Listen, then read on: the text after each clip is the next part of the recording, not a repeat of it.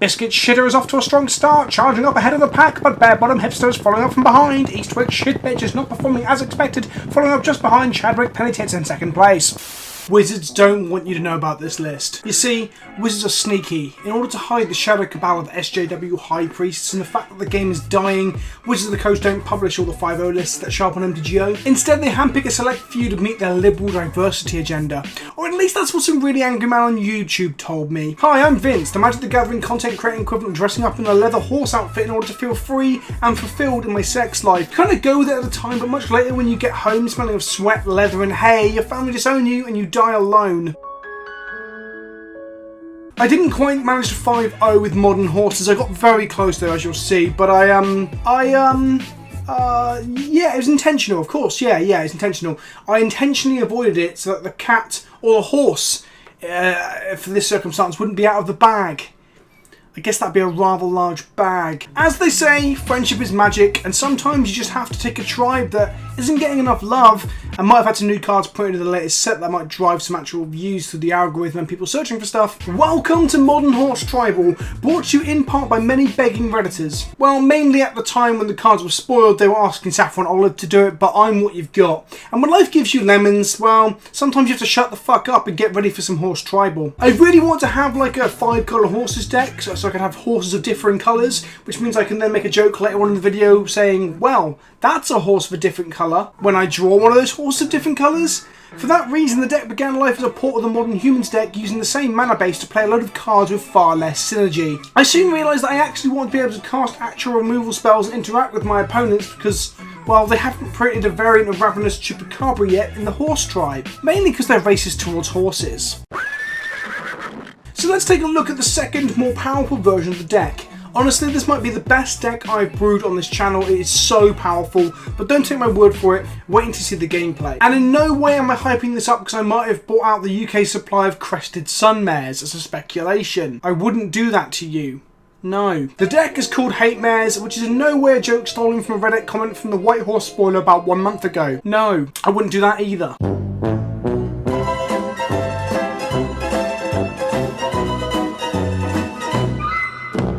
Our plan is to play horses, gain life, and hope it gets us there. I know it's not the best plan, but you don't come here for spiky tournament grinding content, do ya? So sit down and eat your fucking memes. We can disrupt with Cat Jesus and then just curve horse into horse into horse. We could be playing Coco over the Crested Sun Mare, but I can't really call the deck Modern Horses if I'm not playing some form of horse payoff now, can I? I am playing with the hand that I've been dealt. Cut me some fucking slack. If anyone in the comment section is wondering why I chose Dauntless Escort in the sideboard over Selfless Spirit, well, that's because a rhino is closer to being a horse than a spirit is.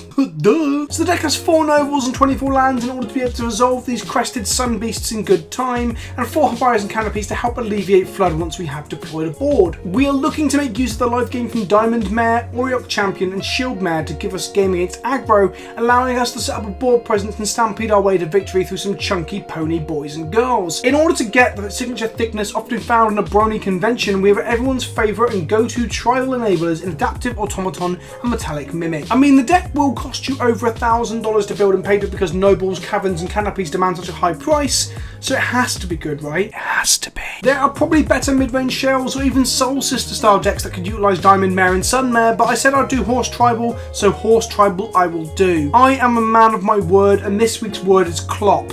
Do not Google that. As always, my largest patrons are on screen now. You can join us on Discord by becoming a patron and giving just $2 a month to help me make more content and dedicate more time to the channel. $2 is more than 1,000 monetized views because AdSense is bad these days ever since PewDiePie scared advertisers away by being a fucking idiot. And of course, a massive shout out to my sponsors as well that help out by lending me cards and supporting the channel. Cape Fear Games for your physical card needs and MTGO Traders for all your Magic Online wants. Use the discount code on screen now for 8% off your order and support the channel. Now before we get started, click the fucking subscribe button down below this video to become part of the Pleasant Ponyback Brigade. Man, I wish Ponyback Brigade was actually a horse. That card's fucking awesome. 3 little orphans, 1, 2, 3, without a home or a family tree. Until this horse said, live with me, and now we got a new family. We can't keep a one-lander. You kids said that this hand is horse shit. I'm mulligan to a 2-lander full of 2-drops. Our opponent leads the Bloodstained Mind and nothing. This leads me to suspect an end of turn bolt or push from a mid-range deck. We cast Metallic Mimic and name Horse, of course, and our opponent loves this. End of turn fetch into main phase Knight's Whisper makes me think this is some form of Goryo's deck. I played Turbo Grizz on the channel previously about a year or so ago and I have a soft spot for the deck. I assume from this point that his plan is to Goryo's back an Emrakul or a Grizzlebrand. End of turn he discards Grizzlebrand. The horse is out of the bag now, kids. I will not stop until that is a catchphrase. The horse is out of the bag. In some ways that's number wang, but it's not for us. It's the worst kind of numerical wang-age. We play our second horse of the game, which enters the battlefield with a counter thanks to Mimic, and we keep up path for a Grizzlebrand instead of playing tap lands. He goes to 15 from an attack. Here comes the choo-choo train. He casts Goryos. I let him go to combat, but stupidly path his Grizzlebrand prior to declare attackers. If he were to draw a bunch here and find 4 Simian Spirit Guides and through the breach and a Fatty, we could still be in trouble as he can still breach it in an attack with it because I did it in the wrong step. That was a mistake that I realised almost immediately. It's fine though, it's first game of the day, we're going to punt a bit. In all fairness, it's a bit of a handicap me playing this deck because this deck is that good that it kind of needs to be neutered a little bit by player skill. It's a skillful deck. It's a skillful deck. He draws 7 cards and goes to 8, then he draws 7 more cards and goes to 1. If he doesn't win here, we untap and we kill him. We see a Nourishing Shoal from him and I feel like an idiot. I got bogged down thinking he was playing the faster glass cannon version that I've played before on the channel and not the more popular Gristle Shoal variant. There's a very, very high certainty that we are just dead here. Dead as fuck. He draws 7 more cards for a total of 21 cards drawn this turn. Another Shoal, some more cards drawn, then a breached Borborygmos. We die to him throwing lands at our face that he drew off the Grizzlebrand as he drew most of his deck. To summarise that game, he is doing massively unfair things whilst we are naming Horse on our Metallic Mimics. I feel like I lost game 1 to variants and it has nothing to do with my deck building or choices of archetype. We keep a hand that can actually apply a lot of pressure on turn 3 or 4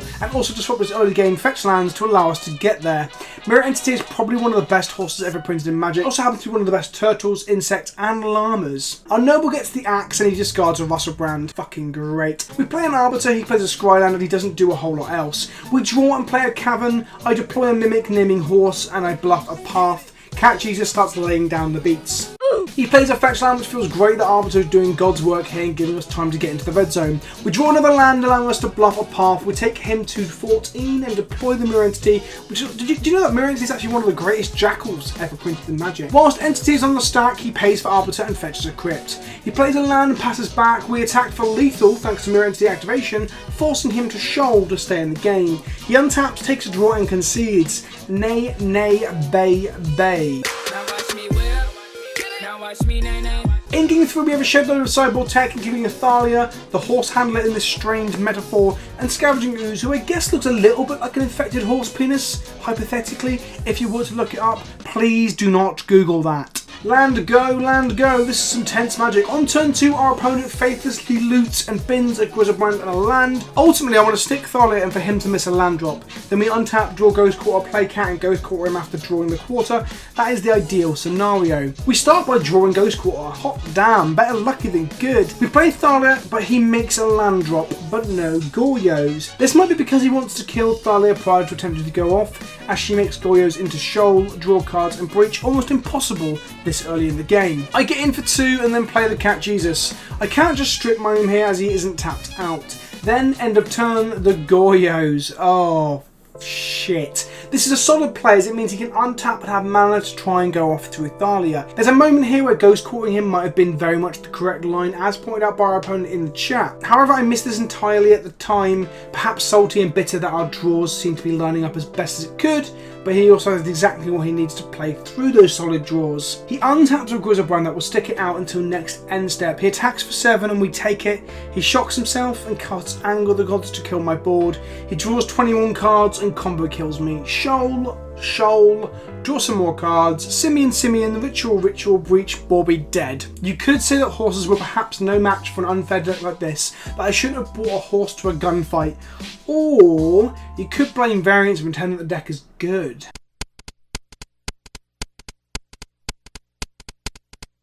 In round 2, I keep a 1-lander because I hate myself. Spy Bluff Canals into Sleight of Hand suggests this is Storm. Fuck! I really hate Storm. We lead High Mark and he slams a Baral into play on turn 2. I think long and hard about pathing this Baral here or deploying the cat. I decide that advancing the board state, turning off his gifts lines and making this path not ramp is better. Cat Jesus is deployed. He makes a land drop. We get in for 3, no blocks. We cast a second cat to lock up the gifts line as we haven't drawn another land. In response he casts Desperate Ritual, Manamorphose, Gifts, and fails to pay for the first Arbiter. Huh. Cat Jesus strikes again. I ask if he's new to MTGO, but he kind of says no, but then tells me he's only played 50 games or so with the deck, so... He remands my Arbiter and loots up Baral, ditching a second Baral. Sleight of hand into no 4th land drop, this is quite good for us. We untap and fail to find a second land in a 24 land deck on turn 4. I attack for 3, then opt to path this Baral and upkeep. Even though I have now told him how to play, he decides not to and lets Baral get exiled. Manamorphose finds him a 3rd Baral. Cast a Ritual and with it on the stack, we path Baral again. Fuck you Baral and the horse you rode in on. He rituals again, then grape shots to kill my noble, taking me to 12. He then grape shots again to kill my arbiter and take me to 6. He is now hellbent. Meanwhile, I'm just feeling pretty fucked in general. We failed to draw a second land again. He has drawn 3 times as many Barals as we have lands on turn 6. I know he's cantripping, but I'm playing 24 of the fucking things. Cut me some slack, deck. Sleight of hand finds him a 4th land. Must be nice. We draw, finally, our second land. We naturally name horse with this cavern.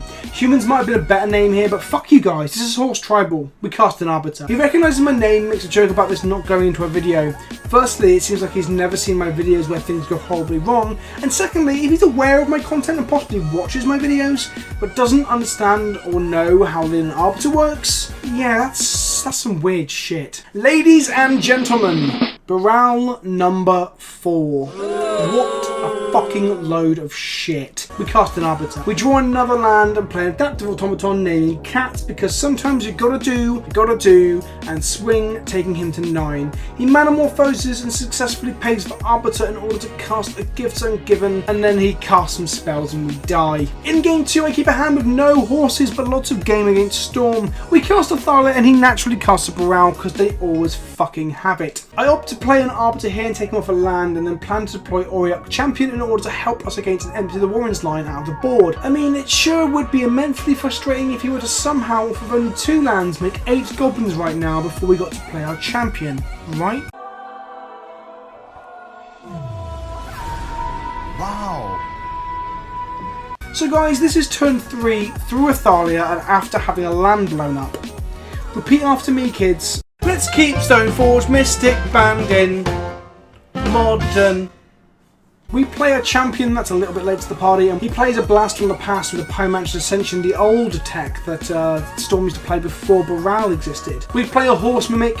I'm scared to attack into this as a group block will kill important disruptive elements of our board. He hits a land drop, we make an adaptive horse and a cat. He does nothing, we path his Baral, he pays, gets a land, and we decide not to attack for some reason with our unblockable 1/1 here. He plays another goddamn fucking Baral. I generally believe that Baral was completely a fucking mistake, wizards. We draw another land and feel pretty rough at this point, so decide to get in with our Mimic. Obvious group block is obvious, we lose our Mimic and shrink his board a tiny bit. We path his Baral and he just plays another fucking Baral.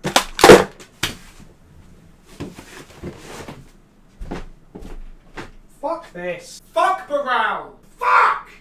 Right, okay, it's fine. It's fine. Fine. I'm fine.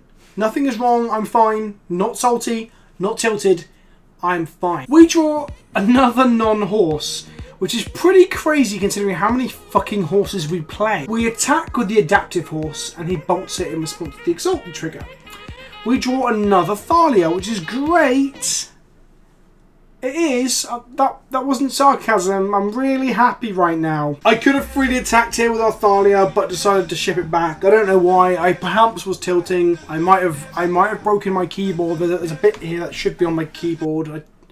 Fucking hell. He casts a shitload of nonsense to enable his Ascension, then dual casts, thanks to the Ascension, the pieces of the puzzle.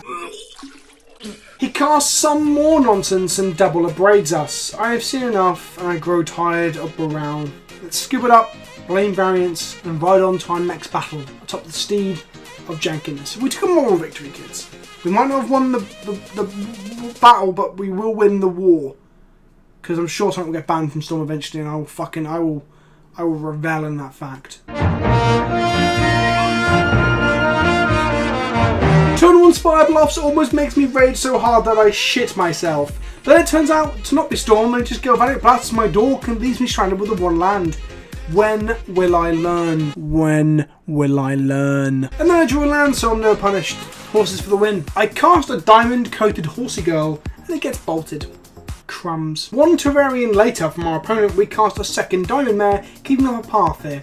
I think this is some variant of Clan Ironworks at this point, so I guess this path is good against the scrap trawlery shitty things they play. He then casts a skilled animator. Maybe this animator works at Pixar. They're quite They're quite skilled. Oh, come on, that wasn't that bad. He turns the Terrarian into a 5/5, so I path the skilled shit dragon and move on with my life. At least we're playing into other brews now and not just dying to combo, right? We cast a second horse and gallop into the red zone. A second animator of solid vocational skills turns this Terrarian into a fucking monster again, and we take 5. We crack back and play another horse. Yeehaw, motherfucker, it's race time. I go to path the animator only for it to be stubbornly denied. I get to crash back after playing a champion, and Snapcaster plus Bolt deals with one of my horses, but it double blocks the other one. I make sure that something dies, prioritising Snapcaster mage and the damage. Our opponent plays a chromatic start and implementation of combustion, which makes me think I might be playing against John the Baptist here. Basically, our opponent's deck is cooler than ours, but can he justify putting clips of horses into his videos? No, I thought not, but I can. Who's the real winner here? We get hit in the face and our diamond mare takes a galvanic bolt to the face, so perhaps we aren't the winners here. Our horse count is significantly lower than it was a turn ago. We draw a land and play it and the champion in our hand. When we draw that crested sun mare, we might be back in this game. He untaps and then soul artifacts the implementation. Oh, dearie, dearie me. He swings for 10 damage and my life flashes before my eyes. In the middle of the earth, in the land of Shire, lives a brave little hobbit whom we all admire. Bilbo, Bilbo Baggins, bravest little hobbit of them all.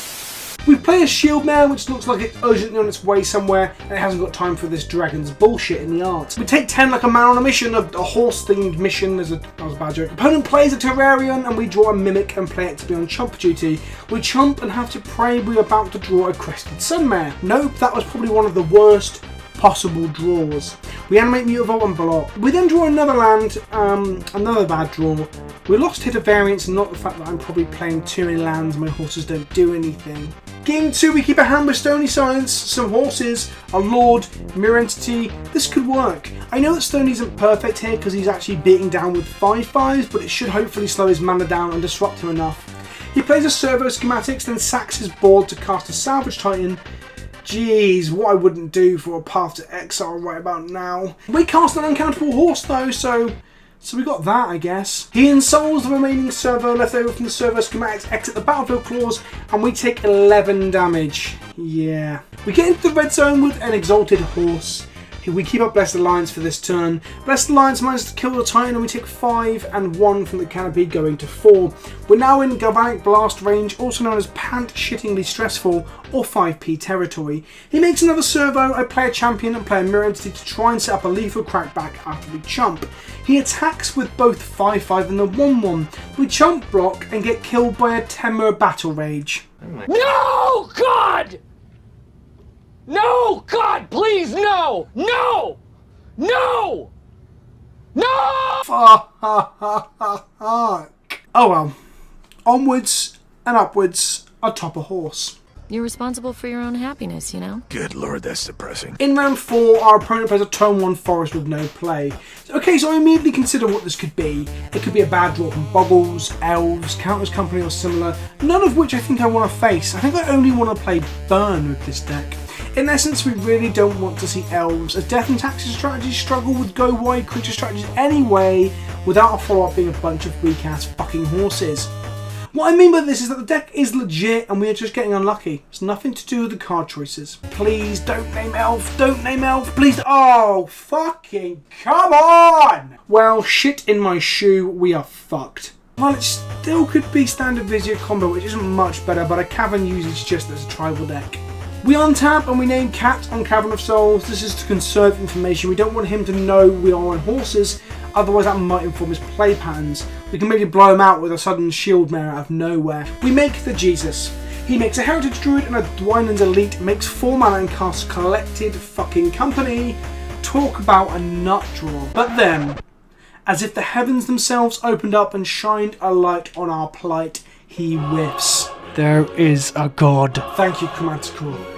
Thank you. We just have to line up Diamond Mare into Diamond Mare into Diamond Mare into Sun Mare and cast white spells. And we might, just might, if he doesn't do a whole lot and doesn't really cast any more cards, we just might turn a corner here. Diamond Mare deployed, Path on the Heritage Druid to neuter his mana, catches, even smacks us upside the head. Not too bad. An Archdruid from him, which isn't great for us. I mean, it gives him loads of mana again, but it's better than seeing an Azuri. We play a second Diamond Mare, all of them naming white to allow us to cushion our life totals as the game goes on. Next turn we deploy the Sun Mare and we might be able to have enough indestructible horses to start smashing face and win this game. Oh shit, that's an Azuri. Yeah, I think we're dead. He doesn't pump off of the mana from the Archdruid because I guess he wants to keep up regeneration mana in case we're playing Wrath effects? Maybe? Who knows? He also might be slightly confused as to our game plan, as we do have 3 fucking Diamond Mare in play. So we finally cast the Sun Mare and make a token. Got there. Our mission is complete. We are off to the races. Life is good, fast, exciting, and then we die. We just die. We just die just trampling massive elves. We mulligan an unkeepable hand to a slow 6. He plays a load of elves but misses land drops. We get a Cat plus Ghost Quarter him, which keeps him off of Collected Company for 1 turn because the mana created by the creatures means Mana Dinar is just a speed bump on a rocky, elf-covered road and doesn't really win you the game against elves. We beat down with the Cat steadily over a few turns and hope to hit land drops next turn into a life gainer in order to start shitting out horses. Maybe, just maybe, we get 2 of these online and then we can make each other indestructible. We have an indestructible 5/5 and we might be able to win. He instantly collected companies into Azuri and then to add insult to injury casts a Vizier to create infinite mana on his turn. Oh, okay, I've been quite tilted here, so I'm gonna take a step back and say, discuss this. I wonder if Stoneforge Mystics is too good for modern, guys. I'm actually running a battle score in this game. It would have been great. It would have done absolutely fucking nothing.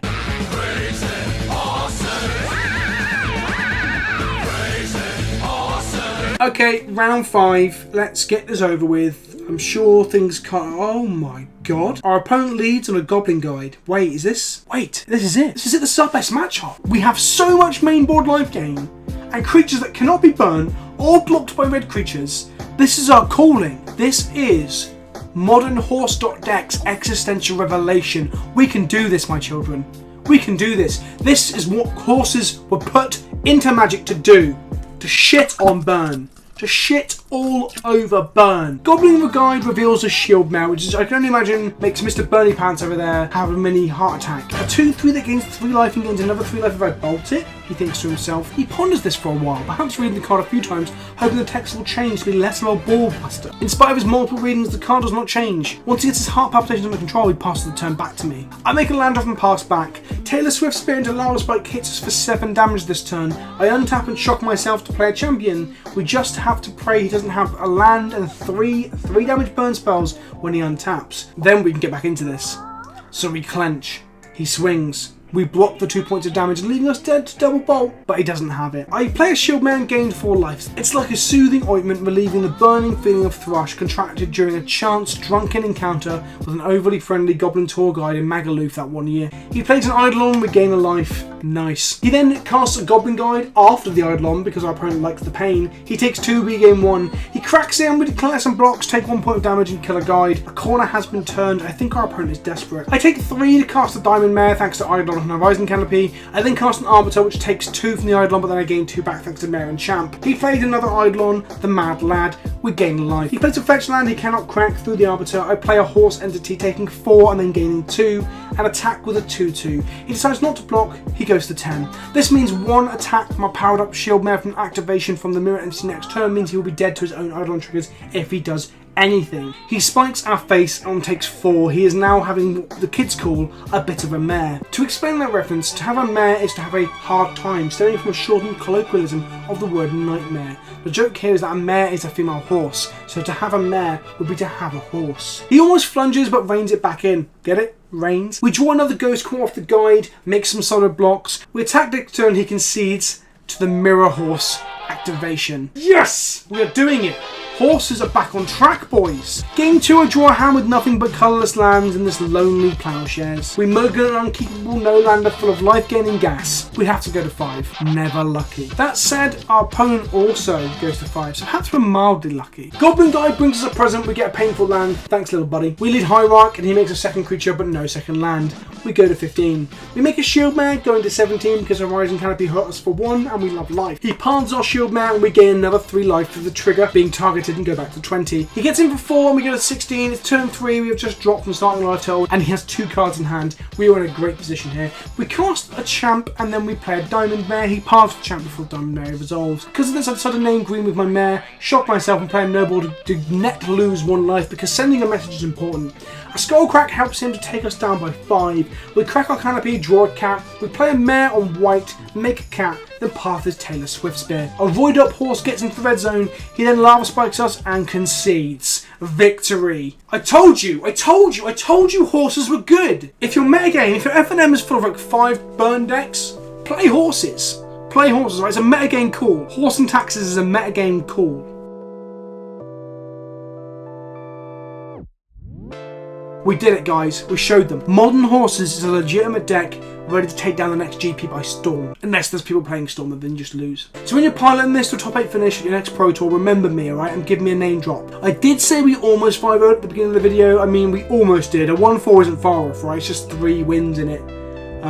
Yeah, hardly any at all, really. So what do you think of Hate Mares? What could I improve in it? Are we waiting until a new 2-mana Horse Lord is printed in a future set before we can really get there? Does it need some horse tribal removal? Maybe a Clop Blossom that makes 1/1 pony tokens every turn? Let me know in the comment section below what you think we'd need for horse tribal to be actually good. Not that it's not good, it's obviously good. Also, on an unrelated note, I have Sun Mares for sale on eBay for $54.99 for the playset. That's quite affordable compared to some places right now. Until next time, guys, like, comment, subscribe, and tweet me a picture of your lunch. I really like food. Ta-ta for now, guys. Ta-ta for now. Clippity cloppity clop. Horsey horsey plop.